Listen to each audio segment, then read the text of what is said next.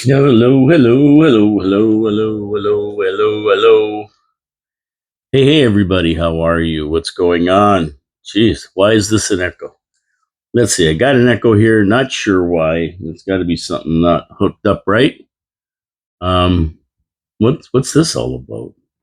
What the hey, we got the ho. I just hold on for a minute. Just hold on for a minute. We got the hay, we got the hoe, we got the hoe, we got the hay. Everything's working good now. There you go. It's only a matter of getting the plug in the right slot over here, the right hole. We got it. We're back in business here. Okay. Oh, my name is Paul K. Lemire. This is Your City, Your Voice. We cut off Carnival by Natalie Merchant. Never heard of the song. Was boring me. Cut her off. That's it. That's it. Got rid of it. For you who are listening on radio, probably you couldn't get that on the video anyway. So it really doesn't matter. And yeah, that's the way it goes when it goes that way. So we have Friday, August the 9th on Your City, Your Voice, coming to you live from downtown Niagara Falls in the studios of 4680Q Radio. A little bit of a stormy, rainy day here. It's raining on and off, cloudy, and 74 and humid, though. I mean, we're getting this humidity still, right? And who knows? We're not getting Debbie anyway. We're not getting Debbie, so that's good. So where do we go today here? Well, let's talk about my sponsors first off. Wild Bill's Auto Repair and Body Shop, of course, one of our main sponsors. And what can I tell you? You got another 3 weeks left of August. You want to go away with your kids. You want your car running right. You want it safe with good brakes. You want it running right with a good coolant system. You don't want to break down, overheat, and you just want it running right and being safe. So what do? You go to Wild Bill's Auto Repair and Body Shop, and you get your car checked over. Everything's good. Everything's nice, and you're nice and safe on the road. No breakdowns. He has all the diagnostic equipment. What he does is he throws your car on his diagnostic unit, and he tells you exactly what's wrong. If there's nothing wrong, he tells you that too. And away you go. Happy motoring for the summer. And if you get in a smash 'em up derby, then what you do is you take it there because he's got a full body shop. He's going to make your car shiny and new, get it out the door, make you happy, make your car happy, make your wife and kids happy, make your dog happy. Everybody's happy. I don't know why when I get in the studio, I get the hums and everything else here. It's crazy. Wild Bill's Auto Repair and Body Shop, Oakwood Drive in Niagara Falls, right by the Kia dealership. Go see Ken Hunter. He's the owner. Tell him Paul from Your City, Your Voice sent you. Make sure your car's happy. Everybody's got to be happy. Your car, everybody, right? Okay. And let's see. What do we got here today? Well, it was interesting. Yesterday I was gonna, Chris Regis was gonna come in. He got tied up with business and stuff, and he couldn't make it. Which I wanted to come in and talk a little bit about the taxes and the regional budget. We talked a little bit about it yesterday, but Chris will be in to talk about it because that's what he likes to do. But interestingly enough, it's a good thing he didn't come in because guess who showed up at his restaurant, the old Fire Hall restaurant, for lunch? None other than Pierre Poilievre. That's right. His friend Bart Maves gave him a shout, and we all know Bart. He was the MP here for a long time. He gave him a shout and said, "Hey, Pierre wants to come to your place for lunch." And he says, "Great." Chris goes, "Great." And it was only a matter of Pierre if he could fit it into his schedule because he was going all over the Niagara region to different businesses and that. And he made it. So in walks Pierre Poilievre and has lunch with Chris. And Bart Maves was there. And of course, Chris knew that he was showing up because two big security guards came in and started looking around the place and said he'll be there in about a half an hour. And sure enough, he comes waltzing in the front door. And what a pleasure. I wish I was there. I wish I was there to see it. It would have been great. I'd love to meet him. And what a great surprise for Chris. And I told Chris, you should bring him to the show. You should have brought him down to the show. We would have put him on here and asked him a few questions. Because, my question always is to the politicians is, we see your platform, you're up there talking, and we've seen O'Toole, and we've seen the other guy. What was his name? I don't know, like O'Shear, no, O'Toole and Sheeran. I don't know. Well, I can't remember. Doesn't matter. They talked like a big conservative show, and then they folded.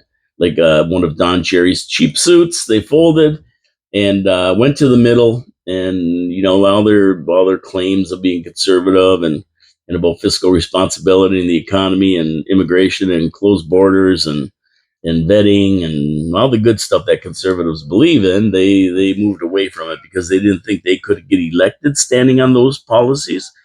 But that's what we're needing in Canada right now. We need fiscal responsibility and the values, the Christian values that we grew up with.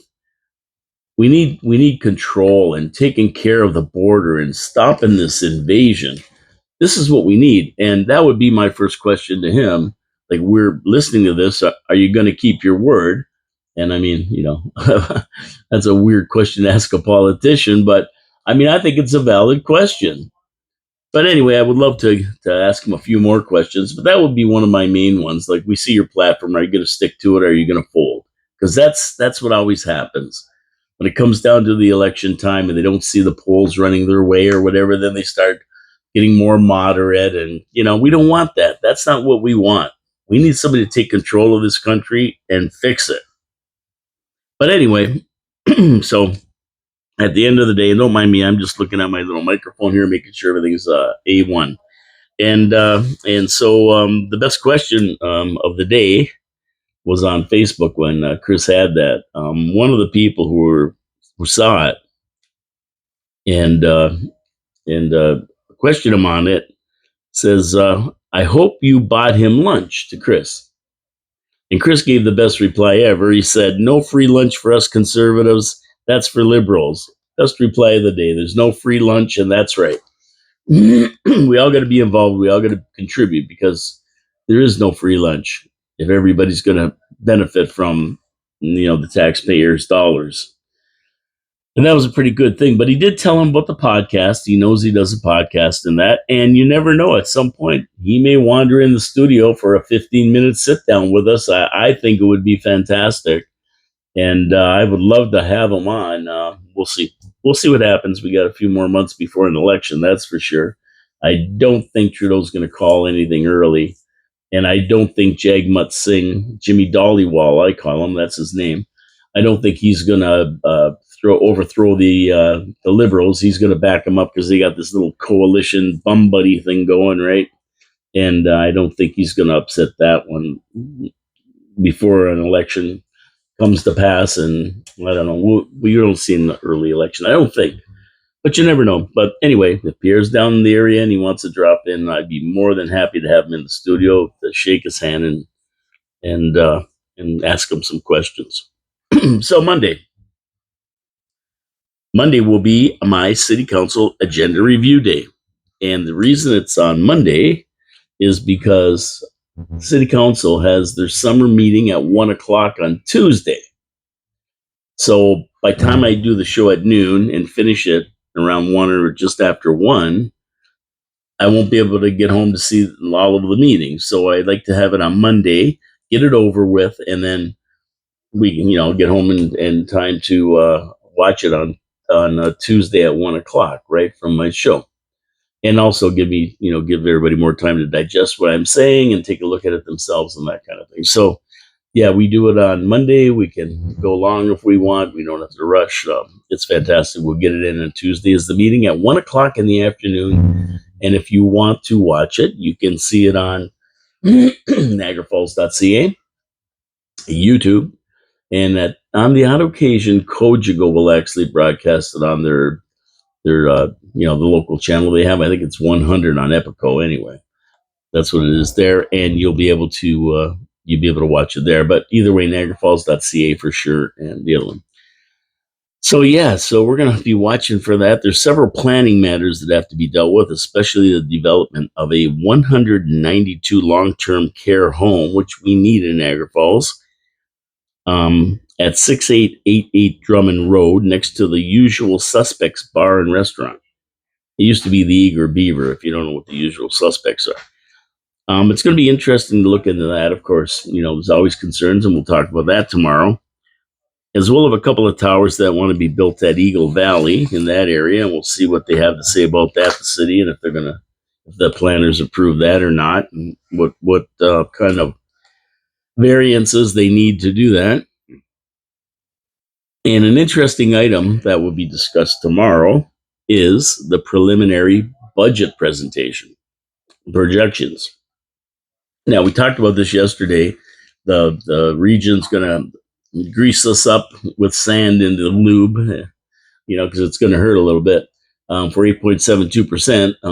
If the regional council lets it stand, I don't think they're going to argue. I don't know. These tax and spend liberals are all tax and spend liberals. You might have a couple conservatives like Bob Gale or something on there that are trying to hold the line for taxpayers, but they get voted down by these other tax and spend liberals. That's what they do. That's what they do the best, right? So they like to pick our pocket, and we'll see what's going to happen at the regional level. We saw that already, what they're projecting. Who knows what's going to come out at? But the city already, they're looking at between a 4 and 6% increase, and we'll talk about that tomorrow. Mayor Jim the Big Show said it was an inflationary budget, which it was an inflationary 4% increase last year, and then it was I don't know what the year before was. He called it a catch-up budget. They always have these slick names for it, catch-up budget. Yeah, you know what? You can't afford to buy ketchup anymore with these guys jamming you for every dime. With ketchup budget, my ass, it was just a grab for 8%. So if they go ahead with 4 to 6%, we've already got 13% over the last 2 years. That would be 18% over 3 years. Are you kidding me? Oh, it never ends. And I don't know, maybe somebody will have something to say about it, because you know what? There's $70 million floating around of our money. How about giving some back and reducing the taxes? But I digress. We're going to talk about that more tomorrow. That's what they got. We'll talk about it tomorrow on the show when we go through. Or not tomorrow, it's Saturday. I'm off. Saturday, Sundays, I don't do the show. Monday, we'll talk about it and talk about the ramifications of this projection. I haven't really looked through it closely. I scanned the agenda just to be able to give you some insight into what they're going to be talking about Monday, so that you might be interested. Listen to the show, get the inside scoop, and then we'll talk about it more Tuesday probably. But yeah, so check it out at niagarafalls.ca and tune in tomorrow at noon, and I'm going to go through it and talk about it, and away we go. But I'm always harping on city council, right? You know that. And usually about the roads, the stuff that people get elected on: a clean city, a safe city, the roads, right? And at the end of the day, I got to give them credit. Yeah, I'm going to give them credit here. They got Victoria Avenue, from Victoria Avenue to Stanley Avenue, Bridge Street, done. It's beautiful. I drove up it yesterday. It's really, really nice. It's completely repaved and redone, so smooth. My teeth actually weren't hurting after I drove on it. It's a pleasure to drive down, compared to the Jawbreaker on Portage Road. Great job. Now we need about 20 more roads done, so thank you for doing that. Let's get at her and get her done. The other ones, there's a lot more to do. It looks great, and Morrison Street may be getting a makeover. They've done all the sewers and that there. They've been working there for a couple of weeks, and the same with Valleyway. So it looks like they're prepping for some work to me, but I don't know. Nothing done on the Jawbreaker yet. So let's see what happens with that one. But I'm sure the auto repair shops like Wild Bill's Auto Repair and Body Shop are happy about the Jawbreaker, because people are bringing their cars in with broken tie rod ends and suspension and out of alignment. So yeah, they're happy, but nobody else is. Now, Bridge Street looks great. It looks really good. It runs, but the problem is it looks like hell. So now the second part of this little escapade they're doing on Bridge Street is to get some guys down there, the bylaw guys, and make these guys clean up their properties, especially the property that has those two houses or whatever, two houses or whatever on it, and they're half built. I mean, they're going to get destroyed. They're probably already destroyed. There's no windows. There's nothing on them. Just wood up. It's going to rot. It doesn't already have full foundation basements or whatever they have in them, and it's going to be mold, a mold problem. So, yeah, this is not good. This is not good. Tear them down. Make the owner do something. I mean, I don't care. Get a bulldozer in there and just bulldoze them flat and let the owner sue the city. There's got to be a way we can deal with it. Where's our legal team? I don't know what our legal expert is, but get them in there. Say, what if we just go in there and tear these things down because they're an eyesore and they haven't been built? They've been sitting there for 3 years. What are they going to do? Well, they could sue the city. Yeah, well, go ahead. Let's go. Let's get this down. Somebody's got to take action on this crap. Somebody's got to take action, and that's an eyesore. Some of the properties are boarded up, and they've been boarded up for a long time. Bulldoze them. The city spends all kinds of money on equipment. What about money on a bulldozer? Bulldoze these places. We need a bulldozer in this city and an excavator. And we just send our guys down there and clean them up. That's it. But Bridge Street, this road is nice now. We just have to get rid of these decrepit-looking buildings. And then I drive down farther. This isn't enough. I got to the traffic circle, the Jim Diodati Memorial Traffic Circle. And that's what it's going to be called. You know that, right? It's going to be called the Jim Diodati Traffic Circle. It's got a big thing on it in a picture, probably on the billboard, on the big sign there. Jim Diodati Memorial Traffic Circle. That's what it's going to be called. Okay, so you go down Bridge Street. Here we go. And decrepit buildings, empty fields, weeds, junk. Some 3-story building with plastic all around it. I don't know how that was allowed, but it is. And then we get to whatever these lights are. I mean, I've seen people cheap out on stuff, but this is they got portable stoplights or something. They look like hell. Actually, I bet you people think they're going over the border. They think it's to stop to get over the border. They don't know there's a bridge over there. This is the goofiest thing I ever saw. And you mean to tell me that's the best we can do? I know they're going to redo Bridge Street and that, but if they put these are like portable traffic lights or something. These big orange structures on the side of the road. I don't get it. Is Bridge Street that busy they need to have stoplights for pedestrians coming off the GO trains? Really? I don't know. They just look like hell. Let me put it that way. And and I'm all excited about the road being done. Then I see these things. I don't get it. Sure, they're going to redo them, but couldn't they put like a crosswalk or something there? Flashing lights with a crosswalk where the lights are flashing.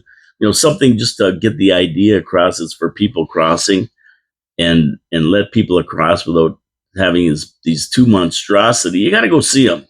It's just I swear to God, people are going to think they're going across the border. That's where the border is.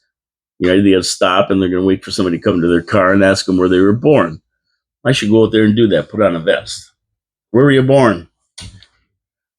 But yeah, I don't know. I don't get it. What would it cost? It couldn't cost that much. I know it's probably a regional thing, though. It's probably a regional road, and they're going to revamp Bridge Street and make it nice. I don't know how they're going to do it, but they got these big wahoo plans at some point in time. I don't know if I'll live long enough to see it, but right now I saw that, and it's not that great. We're not adding to the beautification of the downtown core or Niagara Falls with those monstrosities. Yeah, all I can tell you is go down and see them. You'll laugh your head off. It's ridiculous. Now, at the other end of the city, on the south end, the new hospital's taken shape, which is a good thing. According to those in the know, the hospital is progressing ahead of schedule and anticipated there will be a 2028 grand opening, and it's right on schedule.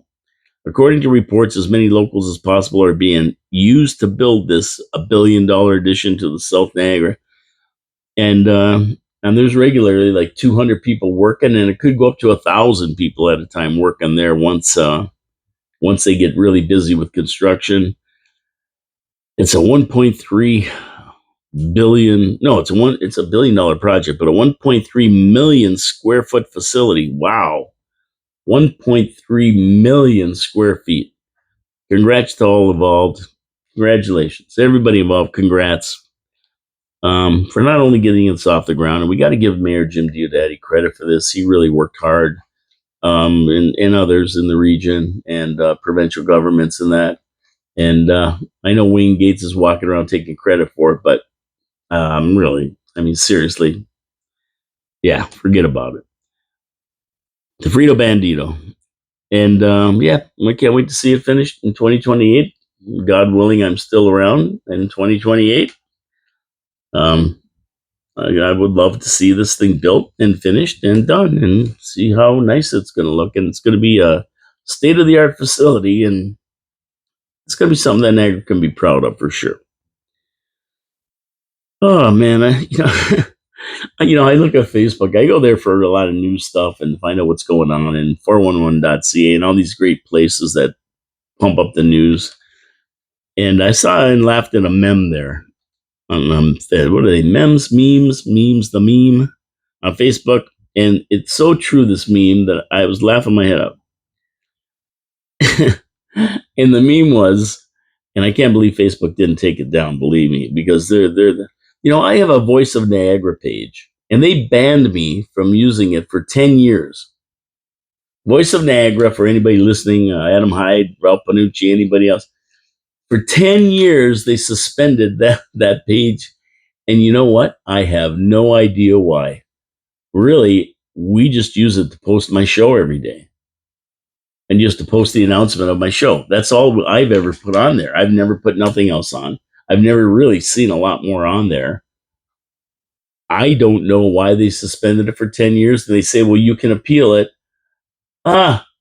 Try to find out where to appeal it. Oh, it says, oh, yeah, you can just click this and click that and go here and go there and you can appeal it. And I'm looking, believe me, I'm looking all over the place. I can't find a place to appeal this. I don't use the page other than to post my show every day. So I said, screw it. But yeah, 10 years. I mean, I think that's got to be a record. Maybe some people have got life. I don't know who they would be, but maybe Donald Trump. I don't know. But yeah, they get 10 years. I think they said like 3,578 days or something like that. Yeah, I got 10 years. And I don't even know why. They're wacky, these left-wing wackos, lunatics. So anyway, this meme said, if you are better off now than you were 4 years ago, you are probably an illegal alien. I'm sitting there laughing. I go, how true is that?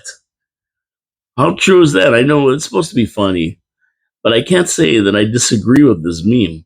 When we look at the homeless on the streets just getting by in life, illegals are in first-class hotel rooms getting 3 squares a day, healthcare, education, dental care, clothing. The homeless don't have these luxuries. Sad comment on the times we live in and the government that controls the country, right? And it just struck me as pretty funny. Yeah, you're better off 4 years ago than you were 4 years ago. You're probably an illegal alien, and that could have been in Dilbert or one of those things, right? Anyway, I just found it funny. I thought I'd tell you about that one. I found it pretty funny. Anyway, Hamilton Glowstone Lighting. Let's go to my second sponsor. Hamilton Glowstone Lighting, the leader in permanent outdoor lighting solutions. And if you've ever climbed a ladder to put up Christmas lights in crappy weather in the fall, you know how we get that weather climbing up there. And first of all, you start with Halloween. Not too bad, the weather. It says it's acceptable, not bad. You get up on that ladder, you put up the orange lights and everything else, and you go, oh, jeez, man. And then, a month later, you try to do that with the Christmas lights, and it's cold. It could be snowing. And you go, what the hell am I doing up this ladder? And I hope I don't fall and break my neck. Your wife's yelling at you, get down off the ladder. You're going to kill yourself. You crazy man. Anyway, Hamilton Glowstone Lighting, you don't have to worry about it anymore. They put up track lighting, and they build it in zones. So you can have red and white for Canada Day, red and green for Christmas, all purple for Prince's birthday, green for St. Patrick's Day, orange for Halloween. You don't have to climb those ladders anymore. And all of these lights are put together in on tracks. They match your house, so you don't even see them in the daytime.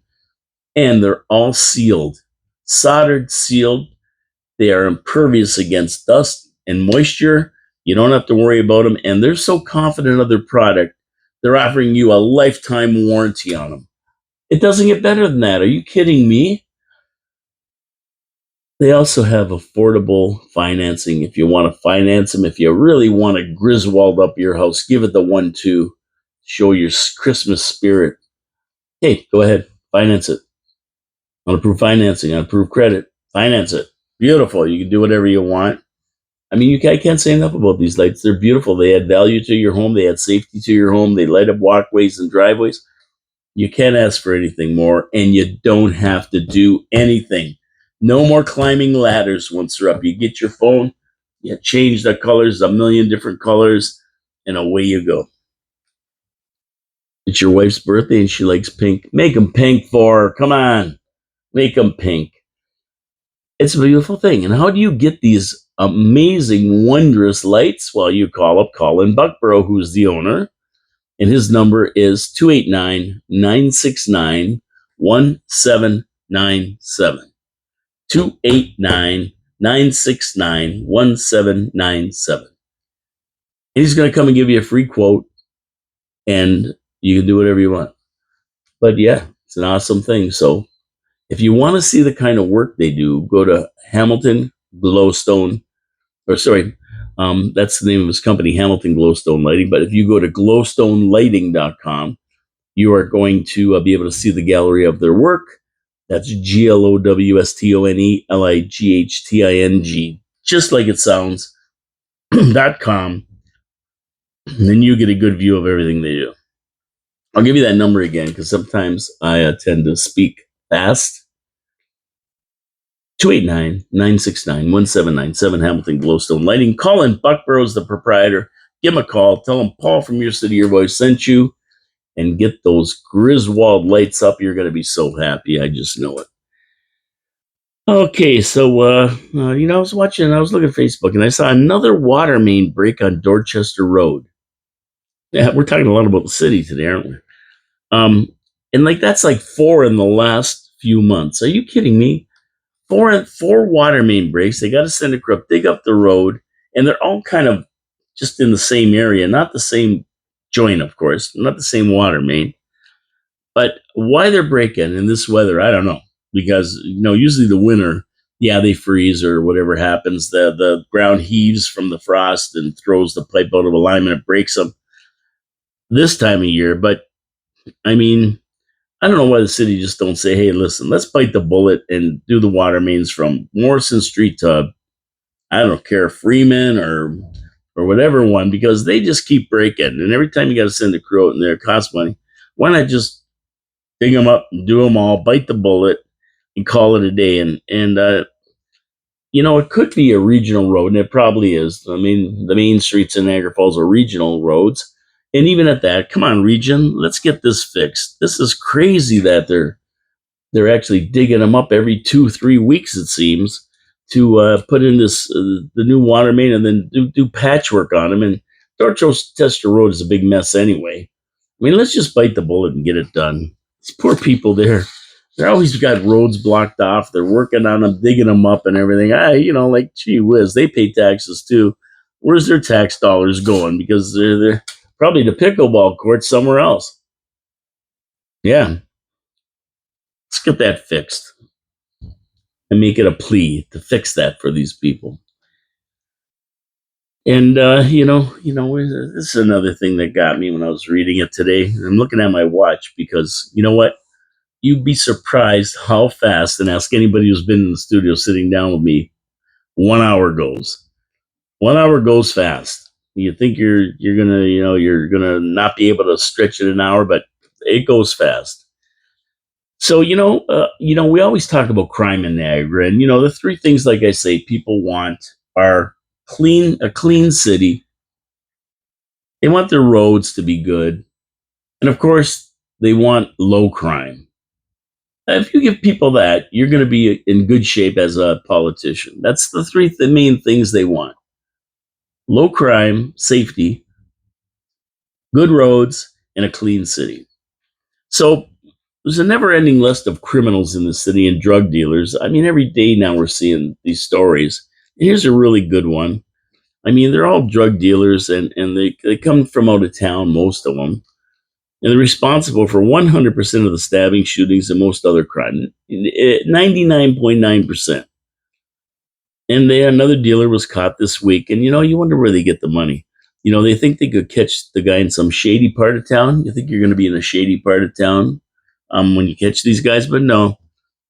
This is like on Crop Street by University Avenue, a nice neighborhood. They built those new ones at the old Chef Boyardee plant. It's right there, and some nice homes in there, very nice homes. People I know live there, and there's this drug dealer. Um, the cops grabbed a vehicle, 886.1 grams of coke, 572 grams of crystal meth, and 501 grams of fentanyl. Now, that's a nice little haul of drugs worth a few bucks on the street. And, you see these people wandering around like zombies and everything, right? And flaked out on sidewalks and everything else. And you wonder why. Well, it's because people like this are dealing drugs to everybody in the city. Wonder why your kids are addicted to drugs and have a problem? Well, seize dealers. But that wasn't all they had. That wasn't all they had. Also seized was 30 grand in cash. Yeah, 30 G's. Cash Mahoney and a loaded Glock 19, which is a pistol, equipped with an extended magazine loaded with 30 rounds, 30 bullets. So this is what they caught in this house. Now imagine if you were this guy's next door neighbor or lived in that neighborhood. Eventually, with a guy like this living in the neighborhood, there's going to be a drive-by shooting because all these shootings you see, drive-bys and everything, they're all drug dealers from Toronto. And they come down here, ply their trade, and then somebody gets mad or whatever and does these drive-bys. But I mean, they might get the wrong house and get you. Who knows, right? I mean, anything's possible. These guys don't care. They just start shooting. This is terrible. And it's got to be stopped, but I'll guarantee you, I can almost guarantee you, I'm not sure. Guy was from Oshawa. I'm not sure, but I'm just about guaranteeing that he was renting the house from an absentee landlord. I mean, if the landlord checks on their house like any good landlord would every once in a while, they'd see the guy's doing something weird. But no, and I guarantee it. I can almost guarantee it. I'm not sure. It didn't say that in the story, but you put two and two together, use some common sense, and that's what you come up with. But they're in every neighborhood. I mean, this isn't just in that nice neighborhood, and that is a nice neighborhood. I have friends there. It's just around the corner from me. It's in every neighborhood now. And I mean, what are you going to do? We can't do anything about it as citizens. You call the cops, they won't show up. And the guy's 24 years old from Oshawa. And you think this is like a one of, well, think again. This, time after time, you read about the same crap that happens. It's all the same. They'll get a string of charges laid against them. He had a string of charges this long. Altered weapon, and they file off the serial numbers and dealing drugs and possession of this and blah blah blah blah boo boo boo boo. They get a whole list, and then they go to court, and the court systems work on a catch and release. They catch the guy, he goes through the revolving door. The judge says 2 years probation, out the back door, and he's on the street again doing the same thing. Or they give him a fine, or they go, hey, okay, we're gonna hold you in bail. You come back for trial. We're gonna hold you on a $25 bail. Some crazy thing. Sometimes no bail, just on his word that he's going to say, "Oh, I'll be back. I'll come to trial. Don't worry about it." Okay, we trust you. Oh, that's frustrating. It's really frustrating. But he'll come back out in the streets. He'll be on the streets, starting up his criminal enterprise again. If it's not Niagara Falls, it'll be somewhere else. And people cannot understand why crime is so rampant. The police can't understand why they're stealing cars, 10, 20 a day. in Ontario. They can't understand it. Well, if you don't throw these guys in jail, they're going to get out. They're going to do the same thing. What do you think? You guys got 30 grand cash. How many of you people have 30 grand cash in your house? Nah. Most people can barely pay their mortgage and their rent. These guys, money is no object. They pay fines, they pay bails, they get out, and they just do it again and make lots more money.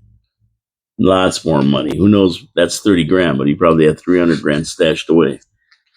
So, I mean, if you want crime to go away, a guy like this should automatically get, for dealing drugs like this, fentanyl, which kills millions of people every year, and that, you should automatically get 25 years. No parole. 25 years, no parole. That's it. You're a drug dealer, that's what you get. No, there's no parole. There's no excuses. As soon as you get convicted in a court of law, you do 25 years. Now, then you can use it against him. If he wants to roll over on the bigger dealers, because there's always somebody above him, then he might get a reduced sentence or go into witness protection or whatever. But you got to start with strict sentences. And, I talk about this all the time. I'm here all the time banging my head on the wall about this, but we don't see any movement from the province. We don't see any movement from the region. It's just too many woke people, and they just give the victims are the criminals, and the criminals are the victims. It's always the same these days, and it's never going to end till we really, really get serious about crime. Maybe Pierre Poilievre will change some laws or something, federal laws, but the woke community, they don't care about crime. They really don't. They're looking at Colleen, the musical concert, trying to normalize transgenderism, while the criminals are killing their kids with drugs and ruining any semblance of a sane society that's left. Look over there. Don't pay attention to this. Sad. Politicians. It's up to the politicians. We can't do anything about it. Some of these guys moves into your neighborhood. There's nothing you can do. Nothing you can do. The cops are the ones that got to do it, and they got to be able to have the power from the politicians making the laws that allow this to get rectified. And you're not going to do it by these woke rules and catch and release programs. And like that Tim Waltz guy, his wife said, you let him go as many times as you have to rehabilitate him. They're saying, how many times you let him go before you throw him in jail for good? She goes, never. You let them go as many times as they need to be rehabilitated.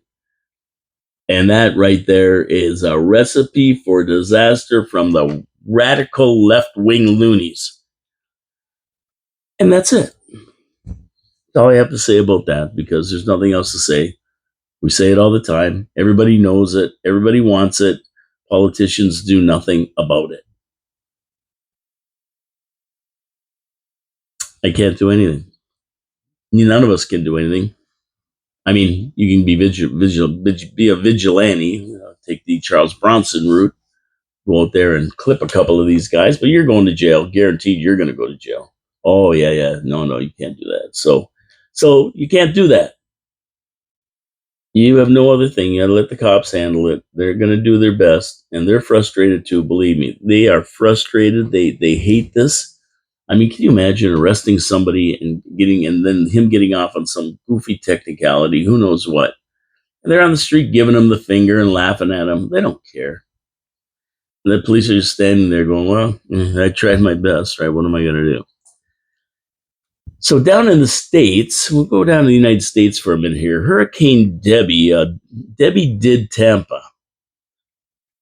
But it certainly is not finished on its tour across the eastern United States. After making her stops in Florida, the Carolinas, and moving up the eastern seaboard, she's now taken her traveling rain show to Nova Scotia and Canada's east coast.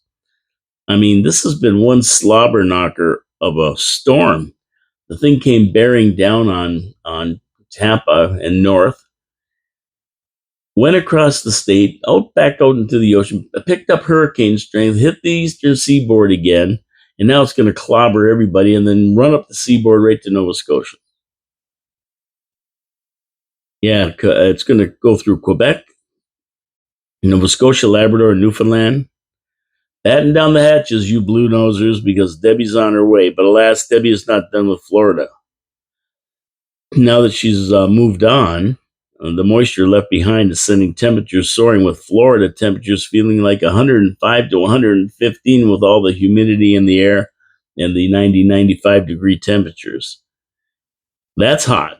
That's hot. It was quite an entrance. It's quite an exit. Debbie has not finished doing everybody yet.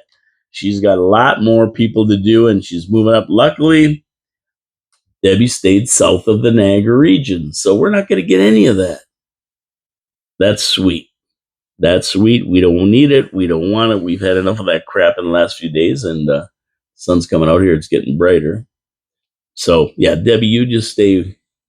You just stay to the east and hang around New York City and up into the East Coast, and hopefully it doesn't hit them too bad, and they're okay over there. Now here's another bizarre story. You go through the news and you see all kinds of things, right? But a driver in Peterborough was stopped by the OPP for going nearly 50 kilometers an hour over the posted speed limit. So that's pretty close to stunt driving. I think they were 47 or 48 miles over the limit. But when he pulled the car over and approached it, he noticed that the driver had her phone on the dash propped up. I don't know if it was a male or female. They didn't say. But they were streaming the Olympics. So can you imagine? Here's somebody driving 150, 128 kilometers an hour. That's 72 miles an hour, 75 miles an hour, watching the Olympics. I mean, what kind of maniac would do that? I mean, come on. I mean, too bad they weren't going 50. They didn't catch them 50 because they could seize their car and seize their license for 30 days and be a big $2,000 storage fee on it and everything else. But what's the matter with people? I don't get it.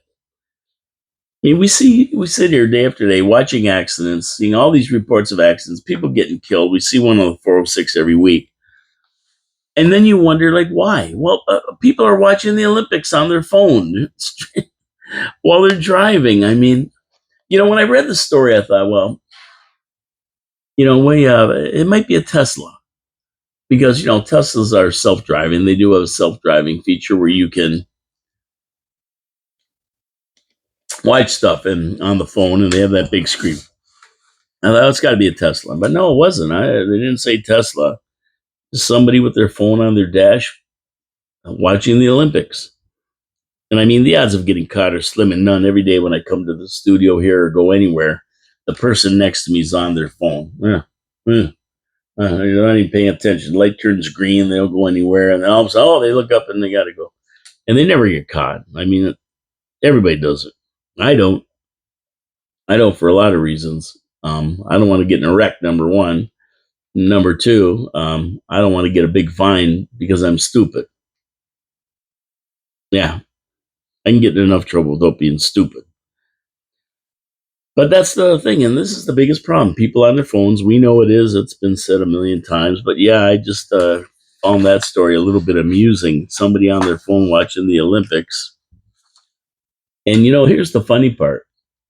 If they wouldn't have been speeding, they could have watched the Olympics all the way to where they were going. They would have never got caught. Who would know they're watching the Olympics but they just didn't pay attention and went over the speed limit. If they weren't speeding, they would have been fine, right? And this is what happens. People are watching their phone and doing all kinds of stuff, texting and that. And, unless they do something wrong or don't go at a green light or the cops, they're looking over and they see them on an unmarked car, they're not going to get caught. I mean, I can't make this stuff up, ladies and gentlemen. This is the truth. Now, if you remember, maybe about a month ago, they launched that Boeing Starliner, they called it. And they had big problems trying to launch it. They finally got it off the ground and out in space, and it docked with the space station. Well, they're still up there, those astronauts. They're supposed to be back in 8 days or something. They're still up there because this piece of junk doesn't work. Boeing, I mean, The doors are blowing off their airplanes. They had that thing with the Max 757, Max 8, or whatever the hell it was called. Well, they can't make a Starliner any better than an airplane. I mean, this thing is full of problems. They can't get it to work right. And so NASA says, no, no, no, you're not returning two people to Earth in this thing if you can't ensure 100% that they're going to make it. So now they've got a big parking problem. You see, it's like Niagara Falls when they build these new things 1.40 parking spaces per unit. And then everybody wants to put like 1 or 1.10, and city council approves it. Well, up at the space station, they've got a parking problem too. Now, this Boeing thing that was supposed to be out of there a month ago, right? It's taking up space, and the Crew Dragon from SpaceX wants to go up there, and they're supposed to dock and put people in the space station. These guys are supposed to be gone, so now we got a parking jam. They should talk to Mayor Jim about our $35 parking pass. Maybe they can show it up there when they get there. Oh, but you can only dock for 2 hours, and then you gotta move the space vehicle to another docking. Oh, that's funny. I don't know. I just got a kick out of it. That was a banker's joke. Only the teller laughs. Yeah. Okay. So anyway, this is the problem now. They got nowhere to dock. They had to cancel the SpaceX shot that's supposed to be up there and wait for a month. But now what they're saying is they're going to send the SpaceX with 2 less people than should be on it. And when they return, they can take these 2 people with them. Now these guys are away from home and they might not come home till the new year. Can you imagine? And this other piece of junk is going to have to be released, and it's going to have to be sent back to Earth. And I mean, if there's nobody in it and it blows up or burns up, who cares, right? But they can't send it back without with people in it because they're just not sure it's going to work. So you talk about a real blow to Boeing's space efforts. I mean, here we go. We got a capsule that took 4 tries to get off the ground. Everything failed. Then it finally gets there, and then they can't get it. They can't get it home. So SpaceX has got to come to the rescue and get their astronauts back home. And I would say this is probably the end of the Boeing space program for a little while here.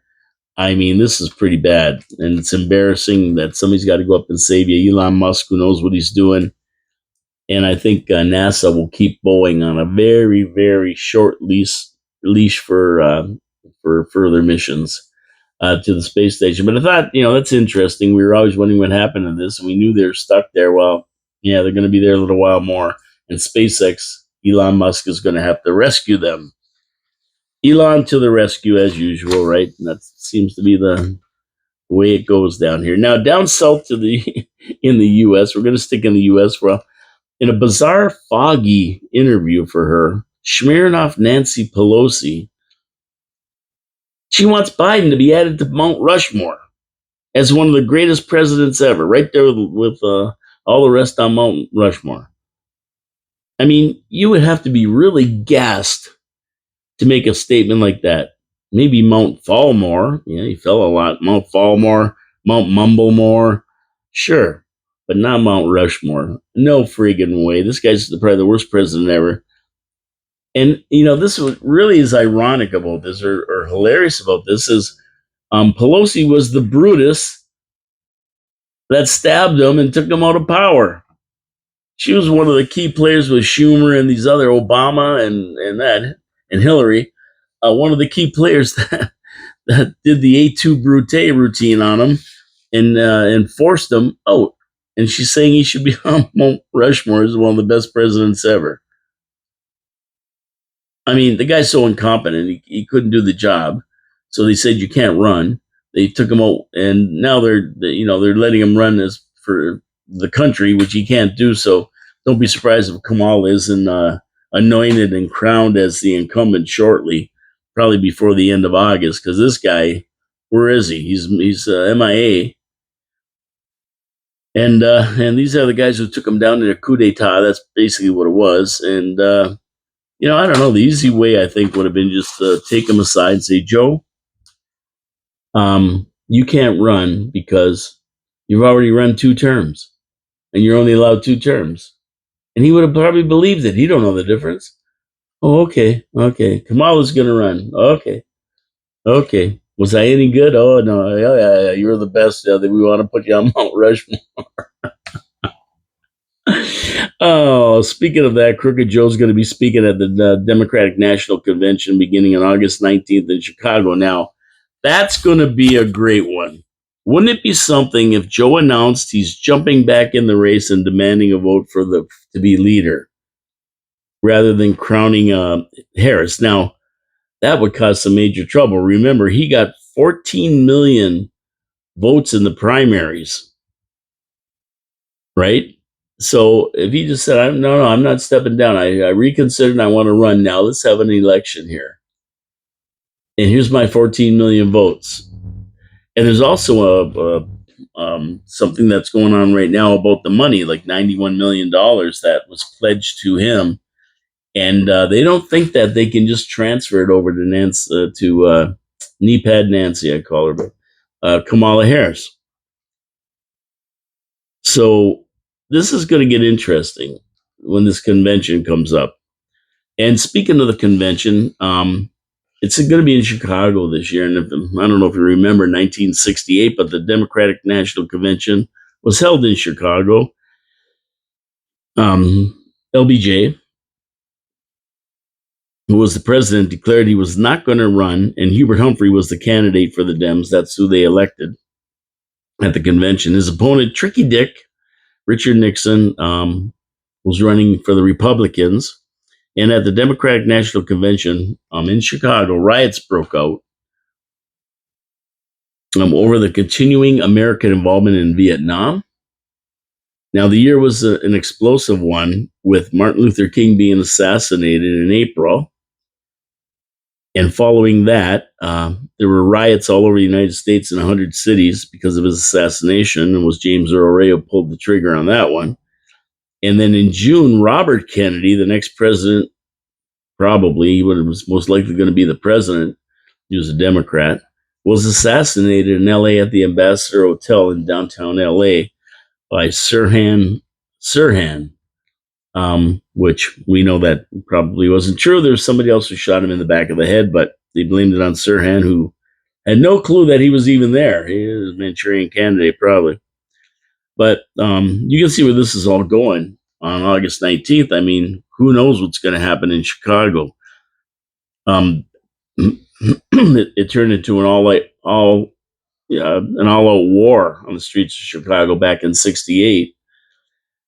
Richard Daley was the mayor. If you remember Richard Daley, anybody who was around, he's a big name mayor. Refused permission for anti-patriotic groups to demonstrate. The venue was ringed with barbed wire, and 11,000 Chicago police officers were there working 12-hour shifts, with 6,000 men from Illinois National Guard also called in to quell the rioters. The city was under military lockdown, basically.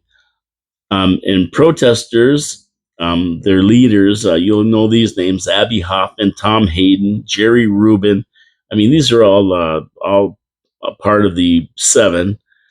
They're vocal. They caused trouble. Reporters like Walter Cronkite and Dan Rather were aghast at the lockdown. Then the riots took over the city. 10,000 protesters gathered for demonstrations. And as a young man lowered the Canadian flag, they broke through the barbed wire and started beating the guy. Crowd pelted police with rocks, food, and drink. Like, it was an all-out war. Chunks of concrete, and then chants of the famous "Hell no, we won't go." And this was chanted for a long time, not just at Chicago. Hell no, we won't go. Needless to say, the riots ensued. Fires were burning, and the Chicago Seven, as they were called, were tracked down and arrested. And that's Abby Hoffman and his crew. And I mean, I don't know if we're looking at something as drastic as this come August 19th, but certainly a possibility, because we have Palestinian groups that are not happy with Biden, Harris, and their backing of Israel. They've been protesting en masse across the United States, including Niagara Falls. I mean, they're trying to block the bridges and that. So are they going to make their way to Chicago? We have a more war in the Middle East, a war in the Ukraine, China threatening Taiwan and the Philippines, North Korea acting up, a civil war in Britain between the British and Muslims, and finally the Iranian Muslims blaming the U.S. for killing their leaders. I mean, I don't know how many terrorists are in the country through the open southern border that Biden let in. 10, 12 million people, maybe 20 million were in, and a couple million of them could be terrorists. We don't know. They were coming from all over the world, sleeper cells. So, I mean, if the Supreme Leader calls on them to blast out this Democratic National Convention, who says they won't? So that's going to be an interesting time in Chicago. And it does harken back to 1968, and we all saw it live. I mean, I don't know if you did. If you're young, you didn't. We did. This was the whole protest. 68 and then 69 was the landing on the moon, and the end of 69, and I think it was August 69, Woodstock. And basically, that was the end of the American innocence. That was the end of it. The end of the good times was Woodstock. And after that, in the 70s, we had more Vietnam riots. We had Ohio State University. We had Richard Nixon, Watergate. And it was the end of that hippie, free love and peace era. Unfortunately, that was it. And Woodstock was probably the last big event. Anyway, what do we got going on Monday here? So it's getting to be 1:00 here. So Monday, City Council's having the meeting. Like I say, they're going to meet on Tuesday. I'm doing it on Monday because there's an early start to the meeting. So we'll be going through the agenda. Tune in if you want to know what's going on at City Hall. I'll give you the inside information, tell you what I think they're going to do, explain the stuff that you might not know about, and go from there. My compadre, Dave Wheeler, Wheels, he's usually here, but he's in Portugal. So I don't think he's going to be back. I mean, if he's back and he wants to come in, he's more than welcome, but I'll do it myself if not. And let's see, what do we got? Absolutely on Wednesday. Don't forget about the town hall meeting. Councilor Mona Patel at 6 p.m. at the McBain Center, the Coronation Room on August 14th. And I'm going to watch that city council meeting at 1:00 on the 13th, of course, in the afternoon. Lots going on next week. Have a great weekend, everybody. We're gonna get some nice weather, maybe. I'll talk to you on Manic Monday, and we'll be back and do our Manic Monday show of City Council review. My name is Paul K. Lemire. This is your City, Your Voice, coming to you live from downtown Niagara Falls in the studios of 4680Q. Thank you for tuning in. I appreciate it. This video will be on YouTube if you've missed the live broadcast. You can watch it, and should be on this afternoon sometime. Usually I get it on there by about 3:00, 3:30. By the time I download it.